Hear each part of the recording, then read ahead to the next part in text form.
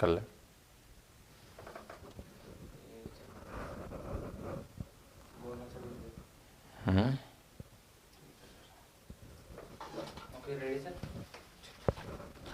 नमस्कार दोस्तों, एक बार फिर से स्वागत है आपका कंप्यूटर की इस क्लास में। और आपको पता है, जैसे हम पिछली क्लास में एमएस वर्ड के कुछ खास फीचरों के बारे में चर्चा कर रहे थे और उसी श्रृंखला को हम आगे बढ़ते हुए बताते हैं कि लास्ट क्लास में सबसे पहले तो हम देखते हैं एक बार कि लास्ट क्लास में हमने लास्ट टॉपिक क्या देखा था, तो उसके बारे में बता देता हूँ। लास्ट क्लास में हमने चर्चा की थी दोस्तों लाइन स्पेसिंग के बारे में। किसके बारे में? लाइन स्पेसिंग के बारे में चर्चा की थी। और मैंने आपको बताया था कि लाइन स्पेसिंग में जो डिफ़ॉल्ट लाइन स्पेसिंग था दोस्तों, वो था 1.15। क्या था? 1.15। और मैक्सिमम जो लाइन स्पेसिंग था दोस्तों वो था 132, 132। तो यहाँ पर आप देख सकते हैं, हमने जो लास्ट क्लास का टॉपिक था वो यही चर्चा किया था कि डिफ़ॉल्ट लाइन स्पेसिंग तो था 1.15 और मैक्सिमम लाइन स्पेसिंग था 132। इसके अलावा कुछ नाम दिए गए हैं लाइन स्पेसिंग वैल्यूज को, जैसे सिंगल था, डबल था, मल्टीपल था, एटलीस्ट था, एग्जैक्टली था। अब यहाँ पर दोस्तों ध्यान रहे, क्वेश्चन जो आता है जनरली आता है निम्न में से कौन सा लाइन स्पेसिंग नहीं होता है, और वहाँ ऑप्शन आता है जैसे सिंगल, डबल, मल्टीपल और एक आता है ट्रिपल। अब जनरली बच्चे क्या है कि सिंगल डबल को समझ के ट्रिपल भी लाइन स्पेसिंग समझ लेते हैं और मल्टीपल को आंसर देते हैं। तो ऐसी सिचुएशन में ध्यान रहे, मल्टीपल एक लाइन स्पेसिंग का पार्ट है जिसमें 1 और 2 के अलावा सभी वैल्यू समाहित है। यानी कि आप कह सकते हो कि 1 और 2 के अलावा और जितनी भी वैल्यूज़ हैं वो सभी किसका हिस्सा होती हैं? मल्टीपल का हिस्सा होती हैं। तो ट्रिपल नाम से कोई स्पेसिंग नहीं है। ट्रिपल यदि यानी 3 है तो 3 किसका हिस्सा होगा? मल्टीपल का हिस्सा होगा। तो इस तरीके से बच्चे क्या करते हैं कि सिंपली मल्टीपल को आंसर देते हैं, ट्रिपल को आंसर नहीं देते हैं, जबकि ट्रिपल नाम से कोई लाइन स्पेसिंग एमएस वर्ड का हिस्सा नहीं होता है। तो यही आपको ध्यान रखना था। और इसी में हम आगे बढ़ते हुए हमारा जो अगला ग्रुप है, ध्यान रहे हमारी होम मेन्यू चल रही थी। होम मेन्यू में हमने सबसे पहला ग्रुप पढ़ा था क्लिप बोर्ड, दूसरा ग्रुप हमारा जो हमने पढ़ा था दोस्तों वो पढ़ा था फॉन्ट ग्रुप, और ये तीसरा ग्रुप था हमारा जो पैराग्राफ ग्रुप। तो पैराग्राफ ग्रुप में भी हमने देखो इंडेंटेशन देखा, अलाइनमेंट देखा और लाइन स्पेसिंग देखा। इसी के साथ साथ लाइन स्पेसिंग के साथ साथ आपको और मैं आप बता दूं, हमने कुछ फीचर थे जो लाइन इसी का हिस्सा थे। जैसे कि देखिए अलाइनमेंट हमने देख लिया था, इंडेंटेशन देख लिया था, बुलेट्स देख लिया था। यहाँ पर देखें आप, हमने बुलेट्स देखा, ये देखिए बुलेट्स हमने देख लिया था, नंबरिंग देख लिया, इंडेंटेशन, अलाइनमेंट और लाइन स्पेसिंग। एक होता है सॉर्टिंग। सॉर्टिंग का मतलब होता है हमारे डाटा को रीअरेंज करना, डाटा को रीअरेंज करना। अब रीअरेंज आप या तो असेंडिंग ऑर्डर में करोगे या डिसेंडिंग ऑर्डर में करोगे, यानी या घटते हुए क्रम में या बढ़ते हुए क्रम में, या फिर आप अल्फ़ाबेटिकली A to Z या Z to A। तो हम कह सकते हैं सॉर्टिंग वाला जो फीचर है वो भी पैराग्राफ ग्रुप का ही हिस्सा है। या तो आप A to Z सॉर्ट करोगे डाटा को या Z to A सॉर्ट करोगे, ये हम कह सकते हैं। या हम वैल्यूज के अनुसार चले तो मतलब घटते हुए क्रम में या बढ़ते हुए क्रम में, इस तरीके से। तो ये हम जनरली कहते हैं कि आरोही अवरोही असेंडिंग डिसेंडिंग ऑर्डर में उस डाटा को अरेंज करना, रीअरेंज करना वैल्यू के अनुसार या अल्फ़ाबेटिकली, तो उसको बोलते हैं सॉर्ट करना। क्या बोलते हैं? सॉर्ट करना दोस्तों। एक इसी का बैकग्राउंड कलर या शेडिंग, यानी कि हमारा जो टेक्स्ट है उसका टेक्स्ट एरिया का जो बैकग्राउंड कलर है वो हम यहाँ से ही चेंज कर सकते हैं। तो ये जनरली पूछ लिए जाते हैं, जैसा कि ये एक अधीनस्थ बोर्ड की एग्जाम में पूछा गया था, संगणक यानी कंप्यूटर के एग्जाम में पूछा गया था कि बैकग्राउंड कलर कौन सी टैब से बदला जाता है। सिंपल लोकेशन का क्वेश्चन था कि किसी भी डॉक्यूमेंट टेक्स्ट एरिया का जो बैकग्राउंड कलर है वो किस टैब से बदला जाता है। तो हमें टैब ध्यान रखनी थी और हम टैब अभी पढ़ रहे हैं होम टैब, तो उसका आंसर हो जाता है होम टैब। तो इस तरीके के क्वेश्चन जनरली पूछ लिए जाते हैं दोस्तों। चलिए आगे बढ़ते हैं। तीसरी हमारी जो टैब है, तीसरा ग्रुप है होम टैब का, तीसरा जो ग्रुप है और उसका नाम है दोस्तों स्टाइल ग्रुप। क्या नाम है? Style group. स्टाइल ग्रुप में क्या होता है, हमारे पास पहले से ग्रुप ऑफ फॉर्मेटिंग्स होती हैं और उनको डिफरेंट नाम दिए जाते हैं। ग्रुप ऑफ फॉर्मेटिंग का मतलब है जैसे आपको क्या है, कोई भी डॉक्यूमेंट्स क्रिएट करते हैं, उस डॉक्यूमेंट्स को क्रिएट करते समय आपको हो सकता है कभी हेडिंग की ज़रूरत होती है, कभी टाइटल बनाने की ज़रूरत होती है। तो यहाँ पर हमें पहले से रेडीमेड बनाए हुए ऑलरेडी फॉर्मेट किए हुए कुछ ग्रुप्स हैं और उनका नाम दे रखा है कि आपको टाइटल की रिक्वायरमेंट है तो आप टाइटल ग्रुप पर सेलेक्ट करें, आपको हेडिंग की रिक्वायरमेंट है तो आप हेडिंग ग्रुप पर सेलेक्ट करें, इस तरीके के। तो ये देखिए स्टाइल ग्रुप की यदि हम बात करें तो यहाँ पर ये आपके सामने जो रिबन दिखाई दे रही है दोस्तों, ये पूरी की पूरी किसकी है? स्टाइल ग्रुप की रिबन है। इस तरीके की आपको रिबन दिखाई देगी। और इस रिबन के अंतर्गत यदि आप देखें डिफ़ॉल्ट रूप से, तो डिफ़ॉल्ट हमारी जो स्टाइल होती है वो होती है नॉर्मल, यानी आप बिना कोई फॉर्मेटिंग के यदि आपके डॉक्यूमेंट्स पर कार्य कर रहे हो, बिना किसी हेडिंग, टाइटल, सब टाइटल के, तो वो जो फॉर्मेटिंग का ग्रुप है वो किस नाम से जाना जाता है, नॉर्मल के नाम से। और यदि आप को ज़रूरत पड़ती है एक हेडिंग की, फिर सब हेडिंग, हेडिंग में भी हेडिंग 1, हेडिंग 2 इस तरीके की, तो इसमें फिर आपको अलग अलग देखिए, ये आपको दे रखा है हेडिंग 1 ग्रुप, ये हेडिंग 2 ग्रुप, ये हेडिंग 3 ग्रुप, ये हेडिंग 4 ग्रुप, यानी कि आप हेडिंग के अंतर्गत 1, 2, 3, 4 एट्सेट्रा इस तरीके की क्या बना सकते हो, हेडिंग्स बना सकते हो सकता है एक मेन हेडिंग हो, उसी के फिर सब हेडिंग्स में अलग अलग पार्ट्स हों, फिर उसके भी नेक्स्ट लेवल में और हेडिंग्स हों, तब आप इन फॉर्मेटिंग ग्रुप्स का इस्तेमाल कर सकते हो। ऐसे ही आपको मिल जाएगा टाइटल, यदि आपको सीधे डॉक्यूमेंट्स में कोई टाइटल देना है तो आप देखिए दोस्तों टाइटल ग्रुप पर सेलेक्ट कर सकते हो, यहाँ पर आपको टाइटल मिलेगा। ऐसे ही आपको सब टाइटल, यानी टाइटल के अंदर कोई और छोटा टाइटल है, उसके सेकेंड पार्ट है कोई, तो उसको नाम दोगे आप सब टाइटल। तो ये क्या है दोस्तों, स्टाइल और कुछ नहीं, हम कह सकते हैं स्टाइल एक ग्रुप ऑफ फॉर्मेटिंग के नाम है। अलग अलग फॉर्मेटिंग के क्या है, यहाँ पर नाम है, जिनको अलग अलग नाम दे करके और ग्रुप बनाए हुए हैं, और उन्हीं को हमने नाम दे दिया स्टाइल्स। ये आप डॉक्यूमेंट्स में अलग अलग प्रकार की फॉर्मेटिंग, चाहे वो आपकी कैरेक्टर फॉर्मेटिंग हो, चाहे वो आपकी पैराग्राफ फॉर्मेटिंग हो, सभी प्रकार की फॉर्मेटिंग के तरीके से इस्तेमाल किए गए ग्रुप्स हैं जिनको स्टाइल नाम दिया गया है। कुछ पूछ लेते हैं डिफ़ॉल्ट, तो डिफ़ॉल्ट हम कहेंगे नॉर्मल है, उसके अलावा हेडिंग्स भी है, टाइटल भी है, सब टाइटल भी है, और भी कई प्रकार के आप खुद से भी क्रिएट कर सकते हो। एम्फेसिस, सब एम्फेसिस, इस तरीके से डार्क एम्फेसिस, पेपर एम्फेसिस, कई प्रकार की आप स्टाइल खुद से भी क्रिएट कर सकते हो, और खुद की सुविधा के अनुसार आप उन ग्रुप्स को नाम भी दे सकते हो। यानी ये तो बने बनाए हमें रेडीमेड मिले हुए ग्रुप्स हैं, इनके अलावा हम अपनी सुविधा अनुसार जो भी फॉर्मेटिंग हम लेके चल रहे हैं उनका ग्रुप बना करके और कोई भी नाम दे सकते हैं, और उनका हम डॉक्यूमेंट्स में बार बार उपयोग कर सकते हैं। तो यही स्टाइल ग्रुप का काम है दोस्तों। नेक्स्ट ग्रुप होम टैब का, ध्यान रहे चौथे नंबर का था, लास्ट जो ग्रुप है 5वें नंबर का, वो है हमारा एडिटिंग ग्रुप। कौन सा है दोस्तों, एडिटिंग ग्रुप। तो एडिटिंग ग्रुप में से भी मोस्टली क्वेश्चंस बनते हैं, और आपको पता होगा एडिटिंग ग्रुप के फिक्स 4 से 5 फीचर हैं खास जिनको हम देखते हैं। ये आपके सामने एडिटिंग ग्रुप का हिस्सा है। एडिटिंग ग्रुप में आप देख सकते हो सबसे पहला ये फाइंड है, एक रिप्लेस है और एक सेलेक्ट है। सेलेक्ट के अंदर एक फीचर और आता है जिसका नाम है सेलेक्ट विद सिमिलर फॉर्मेटिंग, यानी एक समान फॉर्मेटिंग के शब्दों को सेलेक्ट करने के लिए इस सेलेक्ट के साथ ही एक और फीचर आपको मिलेगा, एक मिलेगा सेलेक्ट ऑब्जेक्ट को लेकर के। यानी आपके डॉक्यूमेंट्स में यदि कोई ऑब्जेक्ट है, उन्हें सेलेक्ट करना है, उनको ग्रुप करना है, अनग्रुप करना है, उनकी साइज चेंज करनी है, तो भी आप किसका इस्तेमाल करोगे, सेलेक्ट ऑब्जेक्ट का इस्तेमाल कर सकते हो। तो यहाँ से हमारे क्वेश्चंस जरूर बनते हैं दोस्तों। देखिए फाइंड का यदि हम बात करें तो फाइंड हम कह सकते हैं कोई भी टेक्स्ट को खोजने के लिए, यानी डॉक्यूमेंट्स में कोई शब्द ढूंढना है, कुछ भी फाइंड आउट करना है उस डॉक्यूमेंट्स के अंतर्गत, तो हम किस फंक्शन का इस्तेमाल करते हैं, फाइंड, सर्च करना। इसके लिए एक शॉर्ट की भी आप इस्तेमाल करते हो, Ctrl+F। क्या इस्तेमाल करते हो दोस्तों, Ctrl+F। दूसरा है रिप्लेस। रिप्लेस होता है किसी भी टेक्स्ट को बदलना, यानी कोई टेक्स्ट है उसे किसी दूसरे टेक्स्ट के साथ बदलना हो, चेंज करना हो। नाम है कोई, उसे चेंज करना हो, राम है उसे मोहन से रिप्लेस करना हो, तो टेक्स्ट को रिप्लेस करने के लिए हम किसका इस्तेमाल करते हैं, इस रिप्लेस फंक्शन का इस्तेमाल करते हैं। और इसके लिए भी यहाँ पे एक शॉर्ट की इस्तेमाल करते हो, Ctrl+H। Ctrl+H। गोटू होता है, गोटू आपके डॉक्यूमेंट्स में किसी पर्टिकुलर टेक्स्ट पर, पर्टिकुलर लोकेशन पर, यानी हम कह सकते हैं लोकेशन जैसे बुकमार्क हो सकती है, आपका एंड नोट, फुट नोट हो सकता है, पर्टिकुलर कोई पेज हो सकता है, पर्टिकुलर लाइन हो सकती है। तो किसी डॉक्यूमेंट्स के पेज, लाइन या किसी अदर लोकेशन पर जाने के लिए हम किसका इस्तेमाल करते हैं, गोटू का इस्तेमाल करते हैं। और गोटू के लिए दोस्तों एक शॉर्ट की होती है जिसका नाम है Ctrl+G। Ctrl+G, G for go, easily याद हो जाएगा।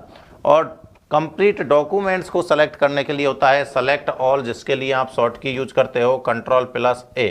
तो यहाँ से देखो मोस्टली चांसेस बढ़ते हैं शॉर्ट की पूछने के लिए या फंक्शन के उपयोग का। इनमें से ये चारों ही फंक्शन बहुत काम के हैं दोस्तों, ध्यान रहे। फाइंड के लिए शॉर्ट की अक्सर पूछी जाती है Ctrl+F, रिप्लेस के लिए कंट्रोल एच, गो टू के लिए कंट्रोल जी और सेलेक्ट ऑल के लिए कंट्रोल ए। क्या काम आता है? तो ये टेक्स्ट ढूंढने के काम आता है, ये टेक्स्ट को रिप्लेस करने के आता है, ये डॉक्यूमेंट्स में किसी भी लोकेशन पर, पेज पर या लाइन पर जाने के लिए काम में आता है, ये कंप्लीट डॉक्यूमेंट्स को सेलेक्ट करने के काम में आता है। ऐसे फीचर है। अब जो सेलेक्ट ऑल में इसके अलावा जो फीचर है दोस्तों वो भी आप देख सकते हैं यहाँ पर। यदि मैं बात करूँ सेलेक्ट ऑल के साथ एक छोटा सा एरो यहाँ पर आपको दिखेगा, इस एरो पर यदि आप क्लिक करते हो तो और जो फीचर मिलते हैं, एक तो मिलेगा आपको सेलेक्ट ऑब्जेक्ट का, सेलेक्ट ऑब्जेक्ट का फीचर मिलेगा, एक मिलेगा आपको select text with similar formatting, with similar formatting.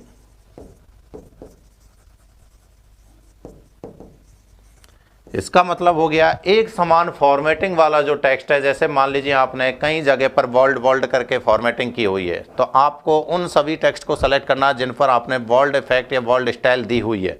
तो बोल्ड स्टाइल वाले टेक्स्ट को सेलेक्ट करने के लिए आप इस फीचर का उपयोग करोगे तो ये सिर्फ उन्हीं को सेलेक्ट करेगा जिन पर बोल्ड स्टाइल दी हुई है।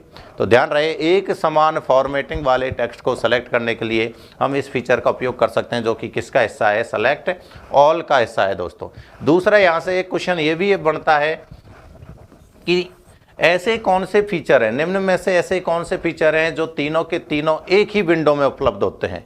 एक ही विंडो का मतलब आप इनमें से कोई भी एक शॉर्ट की का इस्तेमाल करोगे या किसी एक पर भी क्लिक करोगे तो ये तीनों एक साथ एक ही विंडो पर एक पूरी डायलॉग बॉक्स ओपन होगा, उसमें एक साथ ये 3 टैब ओपन होंगी।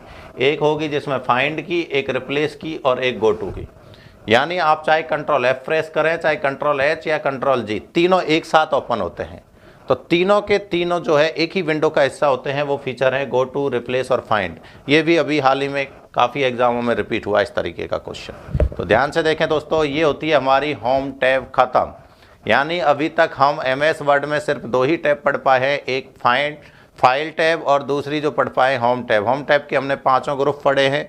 फाइल में कोई ग्रुप नहीं बने हुए थे, उसमें डायरेक्ट फीचर्स थे, उनके बारे में हमने चर्चा कर ली थी। नेक्स्ट जो हमारी टैब आती है दोस्तों फाइंड होम के बाद में, वो आती है इंसर्ट। देखें नेक्स्ट इंसर्ट टैब, ये आपके सामने जो मेन्यू दिखाई दे रही है दोस्तों, ये है इंसर्ट टैब की। किसकी है? इंसर्ट टैब की। ये देखिए इंसर्ट टैब में अलग अलग ग्रुप, मैंने कहा प्रत्येक टैब, पहले से ही हम बोल के चल रहे हैं कि प्रत्येक टैब डिफरेंट ग्रुप्स में बटी हुई होती है। फिर प्रत्येक ग्रुप में एक अलग अलग खास फीचर्स होते हैं। कुछ फीचर्स से क्वेश्चन बनते हैं, कुछ से नहीं बनते हैं, लेकिन हम यहाँ पर देखते हुए सभी को आगे बढ़ रहे हैं। तो एक बार नज़र डालेंगे इंसर्ट टैब पर, तो देखिए सबसे पहला जो ग्रुप है इंसर्ट टैब में वो है दोस्तों पेज। क्या है सबसे पहला? पेज। ये देखिए पेज ग्रुप। दूसरा क्या है? टेबल। तीसरा है इलस्ट्रेशन। चौथा है खास जो है, वैसे ये एप्स और मीडिया, ये ऑनलाइन फीचर है दोस्तों। ध्यान दें, ये किसके लिए? ऑनलाइन, यदि हमें कोई कंटेंट लेना है तो। और ये भी अभी नए वर्जनों में ही ऐड किए गए, पुराने वर्जनों में ये दोनों फीचर्स नहीं होते थे। ये सिर्फ ऑनलाइन है, यदि आपका सिस्टम और आपको कोई ऑनलाइन ऐप लेनी है या ऑनलाइन कोई वीडियो लेना है तो ही ये फीचर काम आते हैं, अदरवाइज ये किसी काम के नहीं होते हैं। तो जनरली इनसे क्वेश्चंस नहीं पूछा जाता है। ये तो ऐप के लिए है और ये ऑनलाइन वीडियो के लिए है। यदि आप किसी पोर्टल से, किसी वेबसाइट से डायरेक्ट कोई वीडियो आप इसमें ही डाउनलोड करना चाहते हो वर्ड वगैरह में, तो ये फीचर काम आएंगे। तीसरा सबसे मोस्ट इंपॉर्टेंट जिससे क्वेश्चन जरूर बनता है वो है लिंक। लिंक के बाद आता है कमेंट। कमेंट के बाद है हेडर और फुटर, और एक है टेक्स्ट और एक है सिंबल। तो अब बात आती है कि सर क्या सारे जो फंक्शन है वो ज़रूरी है? हाँ, यदि एग्ज़ाम के पॉइंट ऑफ व्यू से देखा जाए तो हर एक फंक्शन ज़रूरी है, क्योंकि आजकल एग्ज़ाम में भी कंप्यूटर का लेवल काफ़ी हाई होता जा रहा है। और उसी नज़रिए को यदि हम देखें हाई लेवल को, तो फिर सारे ज़रूरी है। बाकी रेगुलर यूज के अकॉर्डिंग देखें तो रेगुलर यूज के अकॉर्डिंग कुछ ज़रूरी भी है और कुछ नहीं भी है, लेकिन हमें यहाँ पर सभी को देखना है। सबसे पहले हम देखते हैं जैसे पेज ग्रुप को। किसको? पेज ग्रुप को। देखिए यहाँ पर पेज ग्रुप की यदि बात करें तो पेज ग्रुप में हमारे पास 3 प्रकार के फंक्शन हैं। एक है कवर पेज। क्या है दोस्तों? Cover page. तो कवर पेज के नाम से भी आप सभी जानते हैं, कवर पेज यानी होता है हमारे डॉक्यूमेंट्स का फर्स्ट पेज, जिसे बोलते हैं आप कवर पेज। तो उसकी यहाँ पर आपको कुछ टेम्पलेट रेडीमेड यानी डॉक्यूमेंट्स में बने हुए कवर पेज आपको मिलेंगे। उन टेम्पलेट्स में आप कुछ भी फॉर्मेटिंग चेंज करके, कुछ डिज़ाइन चेंज करके आप खुद का कवर पेज क्रिएट कर सकते हो। दूसरा आता है इसी में ब्लैंक पेज। क्या है? Blank page. और ब्लैंक पेज का मतलब भी आप समझते हैं खाली पेज। यदि डॉक्यूमेंट्स के बीच में आपको कहीं पर भी रिक्वायरमेंट है एक अलग से ब्लैंक पेज डालने की, खाली पेज डालने की, तो आप इस फंक्शन का उपयोग करोगे। और एक होता है पेज ब्रेक। क्या है दोस्तों? Page break.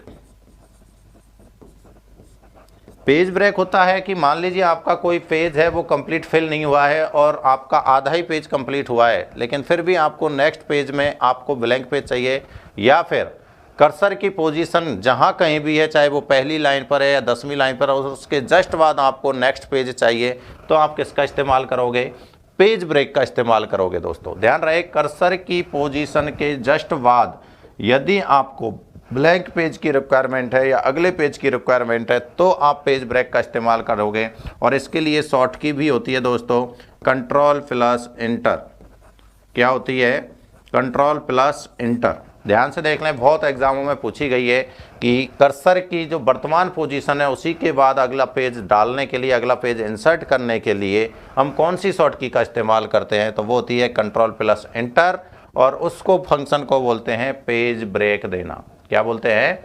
पेज ब्रेक देना। तो ये होता है इसका इंसर्ट का पहला फंक्शन, यानी पहला ग्रुप कंप्लीट। पहले ग्रुप में 3 ही फीचर हैं, दोबारा से देख लें। पहले ग्रुप का नाम क्या है?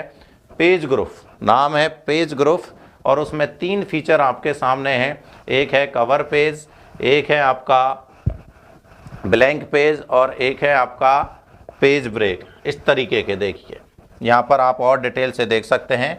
ये रहा पेज ग्रुप, और पेज ग्रुप में ये हैं आपके 3 फीचर। पहला है कवर पेज, दूसरा है ब्लैंक पेज, तीसरा है पेज ब्रेक। और जो शॉर्ट की थी कंट्रोल प्लस इंटर, वो इसी के लिए थी, कंट्रोल प्लस इंटर। इनके लिए कोई शॉर्ट की नहीं होती है। तो सबसे ज़्यादा इन तीनों फीचरों में जो इम्पोर्टेंट, जिससे क्वेश्चन बार बार रिपीट होता है, वो है कौन सा? पेज ब्रेक दोस्तों। बाकी ये आप नाम से ही समझ जाओगे, कवर पेज यानी फर्स्ट पेज, ब्लैंक पेज यानी खाली पेज, तो इनको आपको रटने की भी ज़रूरत नहीं पड़ेगी। तो ये कंप्लीट होता है हमारा पेज ग्रुप। दूसरा ग्रुप हम देखते हैं यहाँ पर टेबल ग्रुप। देखिए यहाँ पर सबसे पहले तो आपके सामने इस तरीके से आपको टेबल पर जैसे ही क्लिक करोगे तो टेबल इंसर्ट करने के तरीके कि एमएस वर्ड के डॉक्यूमेंट्स में हम कितने प्रकार से टेबल को इंसर्ट कर सकते हैं, वो आपके सामने होंगे। ये देखिए डायरेक्ट इंसर्ट, यानी इनमें से भी आप सीधा रो और कॉलम सेलेक्ट करके इंसर्ट कर सकते हैं। ड्रॉ कर सकते हैं कर्सर से, और पहले से कोई टेक्स्ट है तो कन्वर्ट टेक्स्ट टू टेबल। ध्यान रहे, इंसर्ट भी हम कर सकते हैं, ड्रॉ कर सकते हैं, कन्वर्ट टेक्स्ट टू टेबल, यानी पहले से टेक्स्ट लिखा हुआ है उसको भी हम डायरेक्ट टेबल में कन्वर्ट कर सकते हैं। दूसरा, एक्सेल की शीट भी हम यहाँ पर ला सकते हैं। और क्विक टेबल्स, यानी पहले से ही वापस टेबल की भी यहाँ पर टेम्पलेट बनी हुई होती है, यानी रेडीमेड टेबल आपके पास तैयार होंगी अलग अलग फॉर्मेट की, तो उनको हम बोलते हैं क्विक टेबल्स, पहले से बनी हुई टेबल्स की टेम्पलेट। और उनमें हम कुछ भी चेंज करना चाहें, हमारी सुविधा अनुसार जिस टेबल को सेलेक्ट करना चाहें वो टेबल यहाँ सेलेक्ट कर सकते हैं। तो ये टोटल 5 तरीके हैं टेबल को इंसर्ट करने के लिए। सबसे मेन मुद्दे वाली जो बात है यहाँ पर, जैसे कि आप मैथ में पढ़ते आते हो कि आपके सामने कोई संख्या दे दी जाती है कि 4 × 6, क्या दे दी जाती है? 4 × 6 की टेबल बनाई है। तो आप क्या करते हो, मैथ में हम पढ़ते हैं कि पहले तो आती है रो की संख्या और फिर आती है कॉलम की संख्या, और यही तरीका होता है। मैथ में आपने पढ़ा होगा पहले हमेशा रो आते हैं और फिर कॉलम आते हैं, लेकिन एमएस वर्ड की यदि हम बात करें तो यहाँ पर पहले कॉलम आता है दोस्तों। पहले क्या आएगा? कॉलम, और फिर क्या आएगा? रो।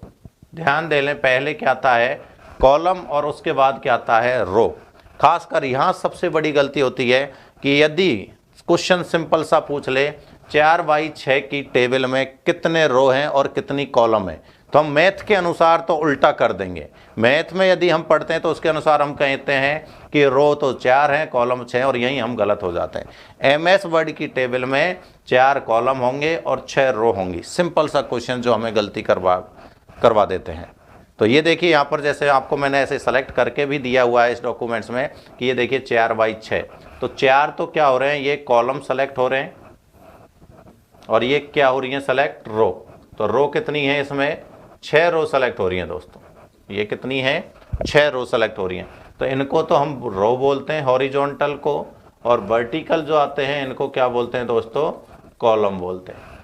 और जो ये बीच में बॉक्स बने हुए हैं जिनसे हमारी टेबल तैयार होती है उसको हम क्या बोलते हैं, सेल बोलते हैं दोस्तों। क्या बोलेंगे, सेल। ध्यान रहे, जहां रो और कॉलम एक दूसरे को कट करते हैं, इंटरसेक्ट करते हैं, उसको किस नाम से जाना जाता है, सेल के नाम से जाना जाता है। और एक ऐसा सॉफ्टवेयर जो पूरा का पूरा रो, कॉलम और टेबल पर टिका हुआ है वो कौन सा है, हमारा एक्सेल होता है। तो आगे हम इसके बारे में चर्चा करेंगे। उससे पहले मैं आपको बता देता हूं कि जैसे ही आप आपके वर्ड डॉक्यूमेंट्स में टेबल इंसर्ट करते हो, कोई भी टेबल क्रिएट करते हो, तो तुरंत आपके सामने 2 नई मेन्यू उपस्थित होती हैं। यानी अब तक आपने जो टैबें पढ़ी थी उनके अलावा टेबल टूल्स के नाम से 2 नई टैब आपके सामने उपस्थित होंगी। कैसे होंगी वो देखिए दोस्तों। मैं बात कर रहा था कि अभी तक हमारे पास जो मेन्यू थी वो थी file, home, insert, design, layout, reference, mailing, review, view. लेकिन इनके अलावा जैसे ही आपने टेबल इंसर्ट की तो यहाँ पर ये 2 नए फीचर ऐड हो जाते हैं दोस्तों, जिनका नाम है टेबल टूल्स। और टेबल टूल्स में 2 नई मेन्यू हैं आपके सामने, एक डिज़ाइन और एक लेआउट। क्या है, एक डिज़ाइन और एक लेआउट। ये सिर्फ तभी है जब आप टेबल पर कार्य करते हो। ध्यान रहे, डिज़ाइन और लेआउट दोनों टैब हैं, ये कब हैं, जब आप सिर्फ और सिर्फ किस पर काम कर रहे हो, टेबल पर काम कर रहे हो, तभी ये दोनों टैबें उपस्थित होंगी। अदरवाइज ये टैब उपस्थित नहीं होती हैं। जैसे ही आप आउट ऑफ टेबल चले जाओगे, यानी टेक्स्ट पर काम करने लग जाओगे, ये दोनों मेन्यू आपको दिखाना गायब हो जाएगी। और ये किसका हिस्सा है दोस्तों, टेबल टूल्स का हिस्सा है। किसका, टेबल टूल्स का हिस्सा है। ध्यान दे लें, एक तो डिज़ाइन है और दूसरी का नाम क्या है आपका, लेआउट।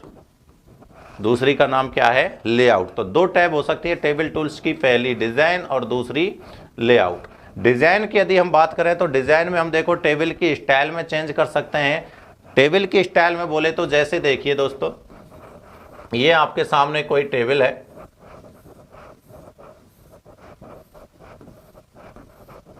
ये क्या है, आपके सामने कोई टेबल है। तो टेबल की जो फर्स्ट रो होती है दोस्तों, इसको तो जाना जाता है हेडर रो के नाम से। किस नाम से, हेडर रो। और सबसे लास्ट वाली जो रो होती है इसको हमेशा जाना जाता है टोटल रो के नाम से। कि ऐसा क्यों, क्योंकि आपने देखा होगा जनरली हमेशा किसी भी टेबल की जो फर्स्ट रो होती है उसमें जो वैल्यू आती हैं वो वैल्यू आती हैं जैसे serial number, name, mobile number, percentage. यानी कि जो फील्ड हमारा जो डाटा है उसकी जो फील्ड होती हैं उनकी वैल्यूज आती है हमेशा फर्स्ट रो के अंतर्गत। इसीलिए उसको किस नाम से जाना जाता है, हेडर रो के नाम से जाना जाता है। और सबसे लास्ट वाली जो रो होती है उसमें हम जनरली उन वैल्यूज का उनका टोटल परिणाम देते हैं, या तो सम या जो भी रिजल्ट होगा कि टोटल कितनी वैल्यूज हैं, टोटल उनका सम कितना है, टोटल एवरेज कितना है। तो इस तरीके की वैल्यू हमेशा लास्ट रो में दी जाती हैं, इसलिए इसका नाम क्या हो जाता है, टोटल रो। तो 2 क्वेश्चन तो यहाँ से बनते हैं कि किसी भी वर्ड टेबल की फर्स्ट रो को किस नाम से जाना जाता है, तो हेडर रो। लास्ट रो को किस नाम से जाना जाता है, टोटल रो। तो ये भी स्टाइल कहाँ से चेंज होती है, स्टाइल ग्रुप से चेंज होती है। दूसरा, आपने काफ़ी बार देखा होगा कि अलग अलग तरीके की हम कलर फॉर्मेटिंग करते हैं। क्या कर देते हैं, कलर फॉर्मेटिंग। जैसे हो सकता है इसको अलग कलर दे दिया, इसको फिर अलग कलर दे दिया, फिर इसको अलग कलर दे दिया। तो आप क्या करोगे, अलग अलग प्रकार के कलर दे देते हो। तो वो कलर की जो डिज़ाइन है वो भी आप कहाँ से दोगे, यहीं से दोगे, शेडिंग से। कहाँ से दोगे, शेडिंग से। या तो हो सकता है आपने सेल का कलर चेंज किया है, या कंप्लीट रो का कलर चेंज किया है, या सिर्फ बॉर्डर का भी आप क्या कर सकते हो, कलर चेंज कर सकते हो। यानी रो वाइज, कॉलम वाइज, किसी भी तरीके से आप अलग अलग कलर की फॉर्मेटिंग भी यहाँ पर कर सकते हो। तो कलर से रिलेटेड, बॉर्डर की साइज से रिलेटेड, इस प्रकार की किसी भी प्रकार की डिज़ाइन में यदि आपको चेंज करना है तो वो आप किससे करोगे, डिज़ाइन टैब से करोगे दोस्तों। 3 ही प्रकार के चेंज हैं, टेबल की स्टाइल में, शेडिंग, शेडिंग यानी कलर में, बॉर्डर, बॉर्डर यानी बॉर्डर का कलर हो सकता है, बॉर्डर की साइज हो सकती है। ये लाइनें, इन लाइनों में भी आप क्या कर सकते हो, चेंजेज कर सकते हो। साइज छोटी बड़ी कर सकते हो, डिज़ाइन भी बदल सकते हो और इनका कलर भी आप बदल सकते हो। तो इस प्रकार के सभी जो इफेक्ट है, सभी चेंजेज हैं वो टेबल टूल्स की डिज़ाइन जो मेन्यू है उससे आप कर पाओगे। किससे? टेबल टूल्स की डिज़ाइन मेन्यू से। 3 प्रकार के परिवर्तन हो रहे हैं, ध्यान दे लें दोस्तों। कितने प्रकार के हैं? 3 प्रकार के। ये रहा table style, shading, border. Next दूसरी जो मेन्यू आती है हमारे पास में, दूसरी मेन्यू है हमारी लेआउट। अब लेआउट में आप क्या क्या करोगे? देखिए, लेआउट में सबसे पहले तो आप टेबल को सेलेक्ट कर सकते हैं। टेबल में क्या करोगे? सेलेक्ट। अब टेबल में हम या तो देखिए कंप्लीट टेबल को सेलेक्ट करेंगे, या किसी रो को सेलेक्ट करेंगे, या किसी कॉलम को सेलेक्ट करेंगे, या किसी सेल को सेलेक्ट करेंगे। ये एक तरीका है। सिंपल मैं आपको बता देता हूं। रो को सेलेक्ट करने के लिए आप रो के लेफ्ट साइड में, कहां? लेफ्ट साइड में एक क्लिक कर दो। जो लेफ्ट साइड है रो की बिल्कुल खाली, यानी लेफ्ट मार्जिन, पेज का जो लेफ्ट मार्जिन है वहां पर जाके जिस रो के सामने आप एक क्लिक करोगे वो कंप्लीट रो आपकी सेलेक्ट हो जाएगी। ऐसे यदि आपको कॉलम सेलेक्ट करना है तो आप लेफ्ट की जगह कहां करोगे? टॉप साइड में, यानी टॉप मार्जिन में। और टॉप मार्जिन में जाके आप जिस कॉलम के ऊपर सिंगल क्लिक करोगे, जैसे ये देखिए, मैं वापस बताता हूं आपको। ये आपकी एक टेबल बनी हुई है। इस टेबल में आपको जो रो सेलेक्ट करनी है उस रो के सामने जाके ऐसे क्लिक कर दीजिए, तो ये कंप्लीट रो आपकी क्या होगी? सेलेक्ट हो जाएगी दोस्तों। ये पूरी रो क्या होगी? सेलेक्ट हो जाएगी। यदि आपने यहाँ क्लिक कर दिया तो भी ये रो सेलेक्ट हो जाएगी। कॉलम सेलेक्ट करना है तो आपको यहाँ क्लिक करना पड़ेगा, यानी जिस कॉलम के ऊपर आप बॉर्डर पे जाके क्लिक करोगे टॉप साइड में, वो ही कॉलम आपका क्या होगा? सेलेक्ट हो जाएगा। और मान लीजिए आपको पर्टिकुलर कोई सेल सेलेक्ट करनी है, तो सेल सेलेक्ट करने के लिए आपको कितने क्लिक करने हैं? 3 क्लिक। जिस सेल को सेलेक्ट करने हैं उसी सेल के अंदर जाके 3 बार क्लिक कर दीजिए। जैसे मान लीजिए ये सेलेक्ट करनी है आपको, ये वाली सेल, तो इसी सेल में अंदर जाके आप क्या करोगे? 3 बार क्लिक कर दोगे। 3 बार क्लिक करते ही आपकी पूरी सेल सेलेक्ट हो जाएगी। और यदि इस सेल के अंतर्गत कुछ लिखा हुआ है, सिर्फ वो टेक्स्ट सेलेक्ट करना, जैसे XYZ कुछ भी किसी सेल में लिखा हुआ है, तो वो कहलाता है सेल का टेक्स्ट। तो सेल का यदि आपको टेक्स्ट सेलेक्ट करना है कि सर मुझे पूरी सेल सेलेक्ट नहीं करनी है, सिर्फ उसमें लिखा हुआ जो टेक्स्ट है वो ही सेलेक्ट करना है, तो आप क्या क्लिक करोगे? 2 क्लिक करोगे दोस्तों। कितना? 2 क्लिक। जो अपनी लेफ्ट क्लिक आप यूज करते हो माउस से, वो डबल क्लिक करने से सिर्फ टेक्स्ट सेलेक्ट होता है और 3 बार क्लिक करने से पूरी सेल सेलेक्ट होती है। ये चीज़ों का आप ध्यान रखें। इनमें से एक सेलेक्ट करने से रिलेटेड एक क्वेश्चंस जरूर आता है ट्रू और फॉल्स के क्वेश्चंस के टाइप में, कि निम्न में से कौन सा कथन सत्य है, कौन सा असत्य है, कौन सा ट्रू है, कौन सा फॉल्स है। तो उस टाइम पर आता है कि क्या सिंगल क्लिक करने से रो सेलेक्ट होती है या कॉलम सेलेक्ट हो जाता है, तो हम कहेंगे हाँ बिल्कुल। यदि रो के लेफ्ट मार्जिन में जाके रो के सामने क्लिक करेंगे तो रो सेलेक्ट होगी, और कॉलम के ऊपर यानी टॉप मार्जिन में जाके क्लिक करेंगे तो कॉलम सेलेक्ट होगा। और ऐसे ही 3 बार क्लिक करने से सेल सेलेक्ट होगी, और सेल का टेक्स्ट सेलेक्ट करने के लिए 2 बार क्लिक करना होता है। ये चीज़ों का आपको ध्यान रखना है। एक, यदि आपको इसमें कोई न्यू रो इंसर्ट करनी है, क्या इंसर्ट करनी है? न्यू रो, तो ध्यान रहे आपका कर्सर होना चाहिए लास्ट कॉलम में, सॉरी लास्ट सेल में। तो इस जगह यदि आपका कर्सर है तो यहां पर जाके आप क्या प्रेस कर दो? टैब की। ध्यान दे लेना, जैसे ही आप टैब की प्रेस करोगे तुरंत एक नई रो यहां पर इंसर्ट हो जाएगी एज इट इज। तो ये सिर्फ शॉर्ट की जो है नई रो के लिए है, लेकिन कंडीशन एक ही है, नई रो तभी इंसर्ट होती है जब आप उस टेबल की लास्ट वाली सेल में आपके कर्सर को रखोगे। अदरवाइज कर्सर और कहीं पर भी है और आप टैब की प्रेस करते हो तो टैब की से आप हमेशा लेफ्ट से राइट वाली सेल में जाओगे, यानी एक बार टैब दबाओगे तो इस सेल से इसमें, इससे इसमें, इससे इसमें, जैसे भी आप आगे बढ़ते जाओगे। यानी टैब की का सामान्य तौर पर जो उपयोग है वो लेफ्ट से राइट सेल में जाने के लिए किया जाता है। और यदि आपको राइट से लेफ्ट में आना है, ध्यान देना, लेफ्ट से राइट में यदि आप जा रहे हो,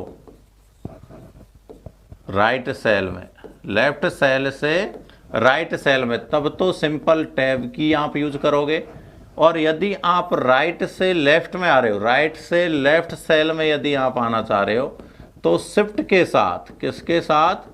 शिफ्ट प्लस टैब, यानी शिफ्ट के साथ टैब की का इस्तेमाल करोगे तो आप राइट सेल से लेफ्ट सेल में आ सकते हो। ये कुछ 2-4 शॉर्ट की हैं जो टेबल में, वर्ड टेबल में खासकर काम में ली जाती है और इनको आपको ध्यान में रखना ही रखना है।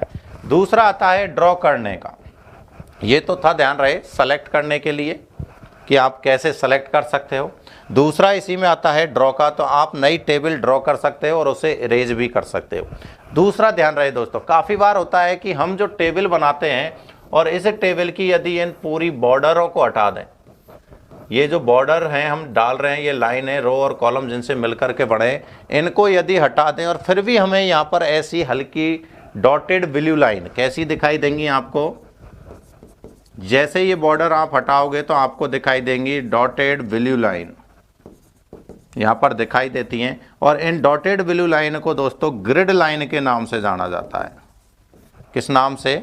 डॉटेड ग्रिड लाइन से। जैसे आप इसे रेज करोगे मान लो या रिमूव कर दोगे कि मैंने इन बॉर्डरों को रिमूव कर दिया और टेबल बनी रहे, तो उस दौरान वो टेबल हमें जो दिखाई देती है वो हल्की डॉटेड ब्लू लाइंस में दिखाई देती है और उन हल्की डॉटेड ब्लू लाइंस को ग्रिड लाइन के नाम से जाना जाता है। ध्यान रहे, ग्रिड लाइन के नाम से आपको जाना जाता है। दूसरा, आप चाहें तो कर्सर के अनुसार यहाँ से भी आप देखिए ऑप्शन है आपके सामने, डिलीट आप कर सकते हो, इंसर्ट अबव यानी ऊपर कॉलम डाल सकते हो। रो और कॉलम में आप रो भी इंसर्ट कर सकते हो, तो रो इंसर्ट करने के लिए काम में आएगा जो आपके, वो आएगा अबव और बिलो। क्या आएगा? अबव और बिलो, अबव और बिलो, यानी रो हमेशा ऊपर या नीचे डाली जाती है। और यदि आप कॉलम इंसर्ट करना चाहते हो तो आपको फीचर काम आएगा लेफ्ट या राइट, क्योंकि कॉलम जो होता है लेफ्ट और राइट में चलता है और रो जो होती है वो ऊपर और नीचे में चलती है। तो इस तरीके से लेफ्ट राइट फंक्शन की सहायता से तो हम कॉलम इंसर्ट करेंगे, अबव और बिलो की सहायता से हम रो भी इंसर्ट करेंगे दोस्तों। नेक्स्ट फीचर आता है इसी में मर्ज। मर्ज होता है दो या दो से अधिक सेल को मिलाना, दो या दो से अधिक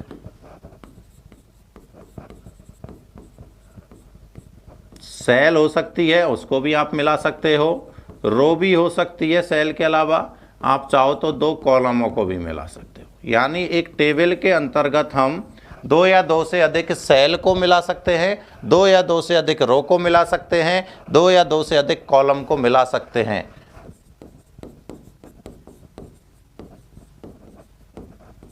तो ये क्या कहलाता है दोस्तों? मर्ज करना। क्या कहलाता है? मर्ज करना। ध्यान दे लें, रो या कॉलम इनको मिलाना ही क्या कहलाता है? मर्ज करना। एक इसी में आता है दोस्तों मर्ज के अलावा स्प्लिट। क्या आता है? स्प्लिट करना।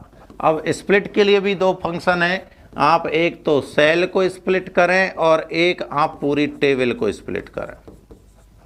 यानी कितने फंक्शन हो गए इस स्प्लिट में? भी दो फंक्शन है।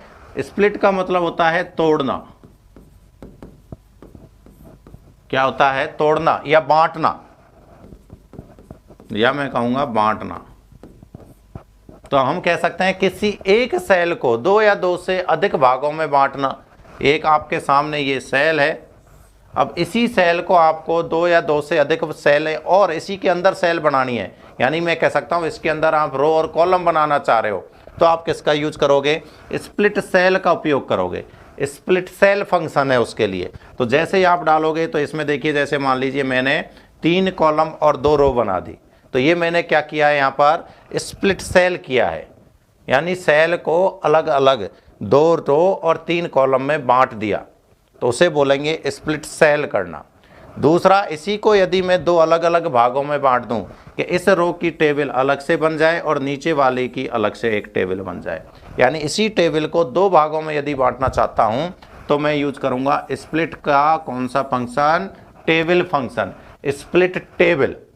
तो टेबल में तो रो वाइज 2 भागों में टेबल को ही बांट रहे हैं, स्प्लिट सेल में हम सेल को ही अनेकों रो और कॉलम में बांट सकते हैं। ये फीचर किसका है? स्प्लिट सेल और स्प्लिट टेबल का। ध्यान रहे दोस्तों। नेक्स्ट आता है आपका सेल साइज। तो सेल की साइज आप देखो, चाहे तो आपके ऊपर डिपेंड करता है, आप हॉरिजॉन्टली बढ़ा सकते हो और आप चाहें तो वर्टिकल बढ़ा सकते हो, यानी रो वाइज भी आप साइज बढ़ा सकते हो, कॉलम वाइज भी आप सेल की साइज को बढ़ा सकते हो। दोनों फीचर वैल्यू के अकॉर्डिंग आप जितनी वैल्यू इंसर्ट करोगे, यहाँ पर देखिए ये फीचर्स है जो आपको दिखाई देता है यहाँ पर, ये रहा हाइट और विड्थ, यानी आप हाइट भी बढ़ा सकते हो और विड्थ भी बढ़ा सकते हो, दोनों चीज़ें आपको बढ़ाने का ऑप्शन देता है।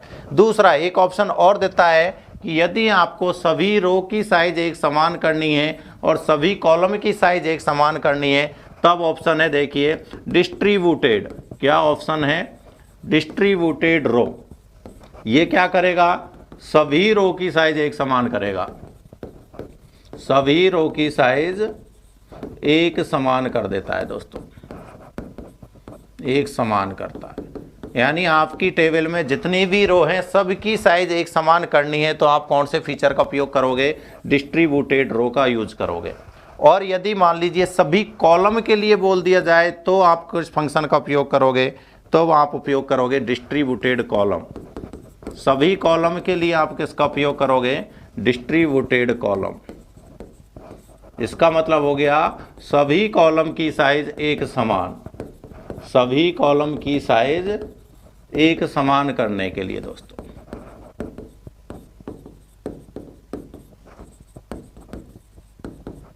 तो सभी कॉलम की साइज एक समान करने के लिए निम्न में से कौन से फंक्शन का इस्तेमाल किया जाता है? उस टाइम आप आंसर क्या करोगे? Distributed column. और सभी रो की एक साथ समान करनी है साइज, तो आप करोगे डिस्ट्रीब्यूटेड रो। तो उसके अकॉर्डिंग आप कर सकते हैं। नेक्स्ट आता है दोस्तों इसी में आपका अलाइनमेंट। क्या है? अलाइनमेंट। तो देखिए अभी तक आपने अलाइनमेंट जो पढ़े थे वो टेक्स्ट के लिए पढ़े थे दोस्तों। उसमें हम 4 प्रकार के अलाइनमेंट कर रहे थे, लेफ्ट, राइट, सेंटर और जस्टिफाई। अब जो अलाइनमेंट आते हैं टेबल में, तो आपको पता है ये एक सेल है, कंप्लीट बड़ी सेल है। देखिए अब इस सेल में यदि मैं कोई भी डाटा लेता हूँ यहाँ पर एक्स वाई जेड, तो इसको देखो मैं ऊपर तो दिखा ही सकता हूँ, उसके अलावा इसी एक्स वाई जेड को देखो मैं बीच में भी दिखा सकता हूँ, राइट में भी दिखा सकता हूँ, यहाँ भी दिखा सकता हूँ, यहाँ भी दिखा सकता हूँ, यहाँ भी, यहाँ पर भी, और यहाँ पर भी, और यहाँ पर भी। यानी कि यदि मैं बात करूँ एक सेल के अंतर्गत किसी भी डाटा को दिखाने के लिए जो अलाइनमेंट होते हैं वो कितने प्रकार के होते हैं दोस्तों? 9 प्रकार के। कितने हो सकते हैं? 9 प्रकार के अलाइनमेंट हो सकते हैं। और उनको यदि हम नाम देखें तो देखो नाम में कुछ नहीं, आपको सिंपल सा ध्यान रखना है इस सेल का ये कौन सा हिस्सा है, तो मैं कहूँगा सर ये लेफ्ट टॉप हिस्सा है। यदि हम इस साइड की बात करें तो देखिए ये कौन सा है? Left top. जहाँ पर एक्स वाई जेड लिखा हुआ है ये क्या है? Left top. यदि मैं नीचे बात करूँगा तो इसके लिए बोलूँगा लेफ्ट बॉटम। क्या बोलूँगा? Left bottom. इसके लिए मैं क्या बोलूँगा? Left centre, left centre. ऐसे इधर यदि हम जाएंगे तो इधर ये हिस्सा कौन सा हो जाएगा? Right top, right top. ये कौन सा हो जाएगा? Right bottom. ये कौन सा हो जाएगा दोस्तों? Centre bottom, centre bottom. ये कौन सा हो जाएगा? Centre top. ये कौन सा हो जाएगा? Centre centre. और ये हो जाएगा सेंटर राइट, सेंटर राइट। तो हम कह सकते हैं आसानी से कि टोटल लोकेशन एक ही सेल में किसी भी टेक्स्ट को या ऑब्जेक्ट को दिखाने के लिए जो टोटल अलाइनमेंट हो सकते हैं वो कितने हो सकते हैं? सेल के 9 हो सकते हैं दोस्तों। कितने हो सकते हैं? 9 प्रकार के अलाइनमेंट हो सकते हैं। नाम रटने नहीं है, बस सीधा कॉर्नरों का समझना है। तो हमें पता है ऊपर वाले को हम टॉप बोलते हैं, नीचे वाले को बॉटम बोलते हैं, बीच वाले को सेंटर बोलते हैं, लेफ्ट को लेफ्ट, राइट को राइट। यही आपको ध्यान रखना है। बस यहाँ जस्टिफाई नाम का कोई अलाइनमेंट नहीं है। जनरली पूछ लिया जाता है काफ़ी बार निम्न में से टेबल की सेल के लिए कौन सा अलाइनमेंट नहीं होता है, और उसमें आपको 3 नाम तो यहाँ से दे देगा और एक नाम दे देगा जस्टिफाई। तो ध्यान रहे जो जस्टिफाई अलाइनमेंट था वो हमारा किसके लिए था? टेक्स्ट पैराग्राफ के लिए था। वो पैराग्राफ ग्रुप में आपने पढ़ा था, टेक्स्ट अलाइनमेंट था दोस्तों वो। तो वो टेबल की सेल के लिए नहीं है, ये आपको ध्यान रखना है। नेक्स्ट देखते हैं दूसरा फंक्शन है हमारे पास डाटा। क्या है दूसरा? डाटा फंक्शन दोस्तों। डाटा की यदि बात करें तो इसमें हम डाटा को देखिए क्या क्या करेंगे, सॉर्ट भी कर सकते हैं। तो सॉर्ट करना तो मैंने अभी आपको बताया ही था।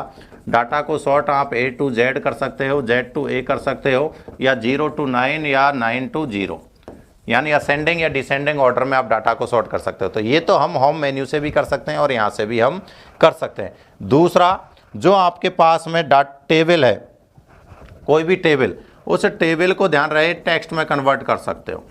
टेबल को किस में कन्वर्ट कर सकते हो? टेक्स्ट में। यानी आपकी पूरी टेबल रिमूव हो जाएगी, टेबल बिल्कुल हट जाएगी और जो टेबल के अंतर्गत जो कुछ भी था वो किस में कन्वर्ट हो गया? टेक्स्ट के रूप में हमारे डॉक्यूमेंट्स में रह जाएगा। तो दूसरा फीचर ये है, यानी हम टेबल को टेक्स्ट से भी बदलते हैं और पहले जो इंसर्ट करने के मेथड आए थे उनमें हम टेक्स्ट को भी टेबल में बदल सकते हैं। तो दोनों तरीके हैं, टेक्स्ट से टेबल भी बनाई जा सकती है और टेबल से वापस टेक्स्ट भी क्रिएट किया जा सकता है। और नेक्स्ट इसमें जो फीचर है दोस्तों हमारा डाटा के अंतर्गत, वो है फॉर्मूले का। किसका? फॉर्मूले का। फॉर्मूला यानी कि हमें कैलकुलेशन करनी है टेबल के अंतर्गत। तो जैसा कि इसमें आप रिबन पर इक्वल टू सम और कोई भी रेंज लगाना चाहें तो रेंज, अदरवाइज ऐसे लिख सकते हो अबव। इसका मतलब हो गया कि जिस सेल में आपने ये फॉर्मूला इंसर्ट किया है उसके ऊपर वाली सभी वैल्यू का वो सम कर देगा। ऐसे ही आप एवरेज लगाओगे तो मान लीजिए मैंने लगा दिया एवरेज और लिख दिया लेफ्ट, तो जिस सेल में आपने एवरेज का फंक्शन लगाया है उसका मतलब हो गया कि लेफ्ट साइड की सभी वैल्यूज का वो एवरेज काउंट करके आपको दे देगा।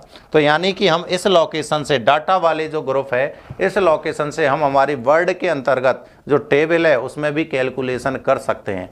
लेकिन जो ध्यान रखना है कि एक्सेल में जैसा हम किसी भी सेल में जाके ये जो फॉर्मूले होते हैं इनको हम एक्सेल में क्या करते हैं, डायरेक्ट सेल में जाके टाइप कर सकते हैं।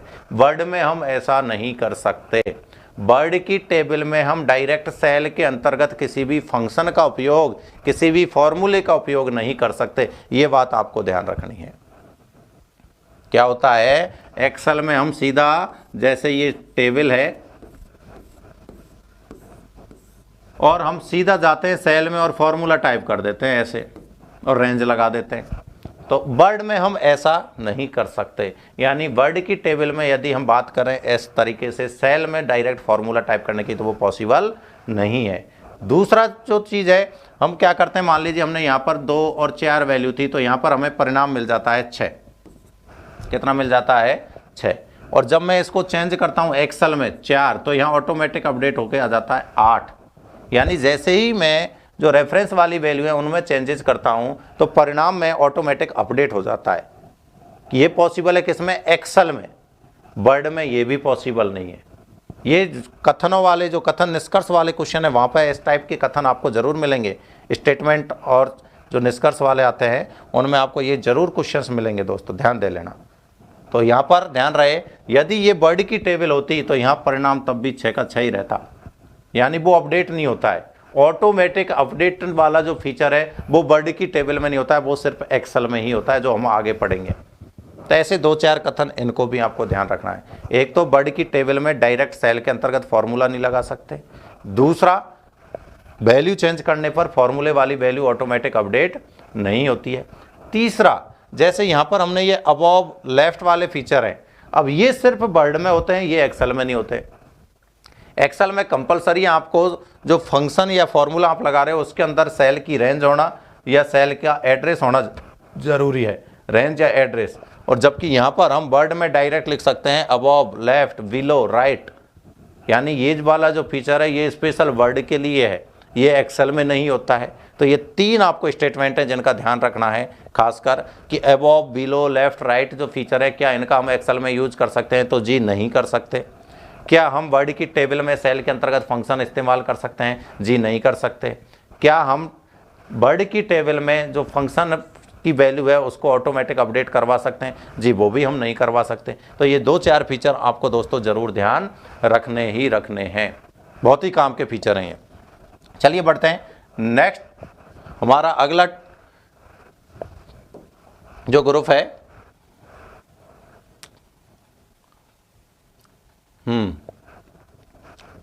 Illustration group. टेबल टूल्स के बाद में अगला ग्रुप कौन सा है आपका? इलस्ट्रेशन ग्रुप की बात करें तो ये हमारे डॉक्यूमेंट्स में कुछ इमेज, चार्ट और इनको इंसर्ट करने के लिए काम आता है। ये देखिए, ये रहा आपका इलस्ट्रेशन 3 नंबर का। ध्यान रहे, हमारी इंसर्ट मेन्यू चल रही है और इंसर्ट मेन्यू के अंतर्गत आपका जो पहला ग्रुप था वो था आपका पेज ग्रुप, जिसमें हमने 3 फीचर पढ़े, कवर पेज, ब्लैंक पेज और पेज ब्रेक। दूसरा ग्रुप था हमारा टेबल। टेबल के अंतर्गत हमने टेबल टूल्स में 2 मेन्यू पढ़ी, एक डिज़ाइन जो कि डिज़ाइन से रिलेटेड थी और दूसरी थी लेआउट, जिसमें हम रो और कॉलम की साइज, मर्ज, स्प्लिट और डाटा वाले फंक्शंस के बारे में जिनकी चर्चा की थी। ये आता है इलस्ट्रेशन ग्रुप। इलस्ट्रेशन ग्रुप की यदि हम बात करें तो दोस्तों देखिए, इलस्ट्रेशन ग्रुप में सबसे पहले आपके सामने स्क्रीन पर देखेंगे, ये रहा, ये है आपका इलस्ट्रेशन ग्रुप, जिसमें देखिए पिक्चर है, ऑनलाइन पिक्चर्स। अब हो सकता है आपके पास यदि पुराना वर्जन है तो उसमें ऑनलाइन जो पिक्चर्स था, इसका नाम है, सीधा मैं बोलूँगा, क्लिप आर्ट। क्या होता है? Clip art. क्लिप आर्ट का मतलब है readymade image, ready to use, ready to use image या ग्राफिक्स। पहले से बने हुए हमारे सिस्टम में कुछ इमेजेस होती हैं, कुछ ग्राफिक्स होते हैं, जिनको हम किस नाम से जानते हैं? यहाँ पर क्लिप आर्ट के नाम से जानते हैं। आजकल नए वर्जनों में उस क्लिप आर्ट्स वाले फीचर का नाम इन्होंने क्या कर दिया है? ऑनलाइन पिक्चर्स कर दिया है दोस्तों। नेक्स्ट आता है शेप। शेप यानी आते हैं डिज़ाइन है। जैसे देखो सिंबल में ही पता चल रहा है, आप वर्ग बना सकते हो, आप सर्किल बना सकते हो, आप कोई एरो बना सकते हो, कोई स्क्वायर, किसी भी तरीके की आप कोई चार्ट बनाना चाहो वो यहाँ से शेप के तौर पर बना सकते हो। अलग अलग प्रकार की, बहुत प्रकार की शेप होती हैं। आप स्टार बनाओ, स्टेटमेंट वाला सिंबल बनाओ, किसी भी प्रकार का बनाओ। स्मार्ट आर्ट ये होता है हमारा एक टेक्स्ट को ग्राफिकल रूप से यदि रिप्रेजेंट करना है, किस रूप से? ग्राफिकल रूप से रिप्रेजेंट करना हो तो हम यूज करते हैं किसका? स्मार्ट आर्ट का। आपको दिखाएंगे किस प्रकार के होते हैं। और चार्ट तो आप सभी समझते हो, ग्राफ बहुत प्रकार के होते हैं। अब पाई चार्ट हो गया, कॉलम चार्ट हो गया, बार चार्ट हो गया, लाइन चार्ट हो गया, कई प्रकार के आपको चार्टों के भी नाम ध्यान में रखने होते हैं। सिंपल पूछ लेता है, जैसे पाई चार्ट, हमें पता है जब 100% वैल्यूज हमारे पास होती है तब हम किसका इस्तेमाल करते हैं? पाई चार्ट का इस्तेमाल करते हैं। और जब इंस्टेंट, जैसे क्रिकेट मैच देखते हो तो आप सिंपल पूछ लें आपसे, क्रिकेट मैच में या शेयर मार्केट में कौन से चार्ट का इस्तेमाल किया जाता है?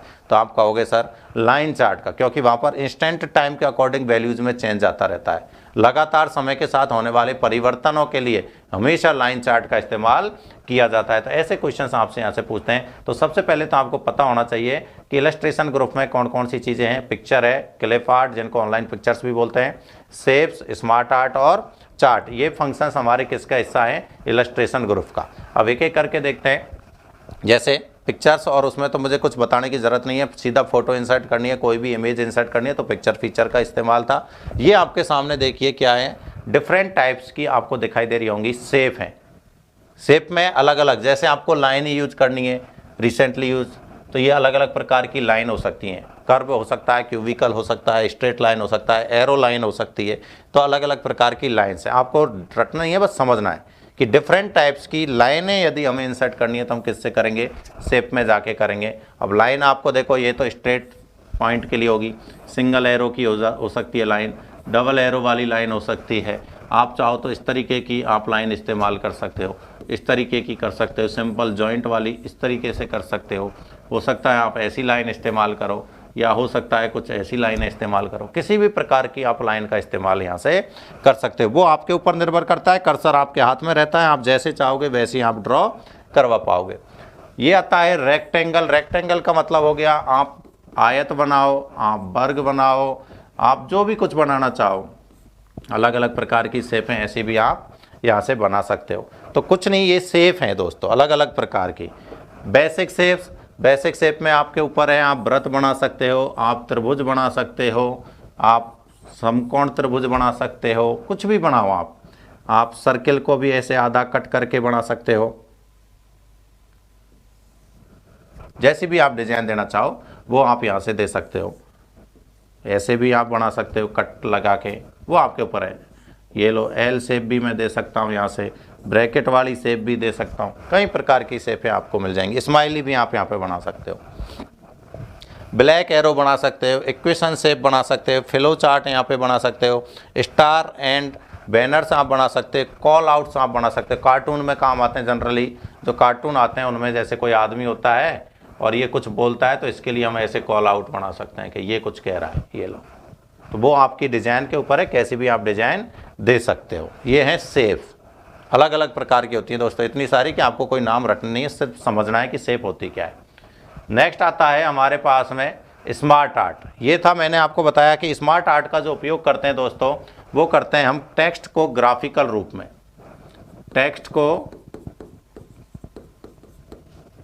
ग्राफिक के तौर पर यदि हमें रिप्रेजेंट करना है, रिप्रेजेंट करने के लिए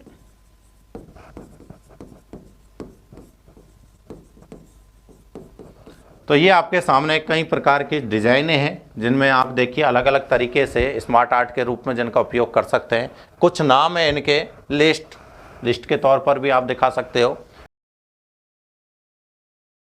साइकिल के तौर पर भी आप दिखा सकते हो, हायरार्की। ये लिस्ट देखिए, इसको बात करें तो ये हमारा एक साइकिल का डिज़ाइन है, मतलब minus plus minus equal to minus. अब इसको हमें थोड़ा सा डिज़ाइन में दिखा दिया तो ये हो गया क्या, ग्राफिकल रिप्रेजेंटेशन एक मैथ के फॉर्मूले का। ऐसे ही आप चाहो तो ये देखिए माइनस माइनस माइनस, इस तरीके से भी आप इसे दिखा सकते हो। तो ये अलग अलग क्या है, फॉर्मूले, ये किसके हैं, प्रोसेस के हैं। ऐसे ही साइकिल, तो ये देखिए ये साइकिल है, यानी कि लगातार क्या हो रहा है यहाँ पर, इस तरीके से एक प्रोसेस चल रही है, ये प्रोसेस है। अब इस प्रोसेस को आप कैसे दिखाना चाहो वो आपके ऊपर निर्भर करता है। तो इस तरीके से आप किसी भी डाटा को, किसी भी टेक्स्ट को एक ग्राफिकल रिप्रेजेंटेशन का रूप देना चाहो तब आप किसका इस्तेमाल करोगे, स्मार्ट आर्ट का इस्तेमाल करोगे। तो सिर्फ इतना पता होना चाहिए स्मार्ट आर्ट होता क्या है, कुछ नहीं, टेक्स्ट को या डाटा को ग्राफिकल रिप्रेजेंटेशन के तौर पर पेश करना। किसकी सहायता से पॉसिबल है, स्मार्ट आर्ट किस पॉसिबल है। स्मार्ट आर्ट कितने प्रकार के होते हैं तो देख लीजिए, लिस्ट है, प्रोसेस है, साइकिल है, हायरार्की है, रिलेशनशिप, मैट्रिक्स, पिरामिड और पिक्चर्स। तो ये इसके नाम है जो जनरली पूछ लेता है निम्न में से कौन सा एक स्मार्ट आर्ट का टाइप है या नहीं है, तब आपको ये नाम पता होने जरूरी है। नेक्स्ट देखिए, इसके बाद आता है हमारे पास में चार्ट। क्या आता है दोस्तों, चार्ट। और चार्ट की बात करें तो चार्ट तो आप सभी बहुत ही भली भांति समझते होंगे। चार्ट ग्राफिक, यानी एक टेबल में जो डाटा है उसको हमें समराइज करने के लिए शो करवाने होते हैं डिफरेंट टाइप्स के चार्ट। तो कल की क्लास में हम जानेंगे इन चार्ट्स के बारे में। आज के लिए इतना ही काफ़ी है। धन्यवाद दोस्तों, कल फिर मिलते हैं चार्ट के साथ में नए तरीके से।